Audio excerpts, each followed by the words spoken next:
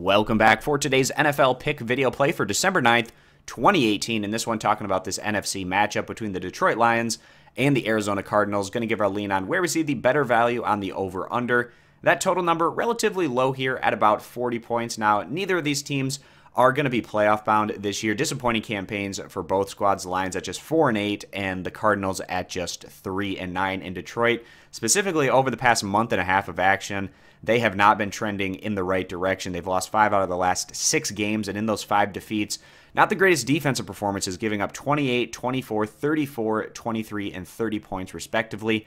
On the year, Detroit, they're giving up a little over 26 points per game, while offensively, they're putting up about 21 points per contest. Now, they're going on the road, but it's an indoor stadium, and Detroit very used to playing indoors in their own home arena, so that shouldn't be an issue here for Detroit in terms of potentially having a better offensive performance, especially when you consider the fact that they're going against another fairly weak defensive opponent. And the Cardinals, they're right in a similar category as the Lions. They're giving up right around 26 points per game, but offensively the Cardinals have been a step behind Detroit, averaging only a little over 14 points per game this year. But surprisingly, the Cardinals in their last outing getting an upset win on the road against the Green Bay Packers by a final of 20-17. So perhaps Arizona can carry over some positive momentum from that victory as they come back to their home field and play against a manageable opponent. Now, if we just take their numbers, Detroit averaging around 21 points per game, the Cardinals between about 14 to 15 points per game.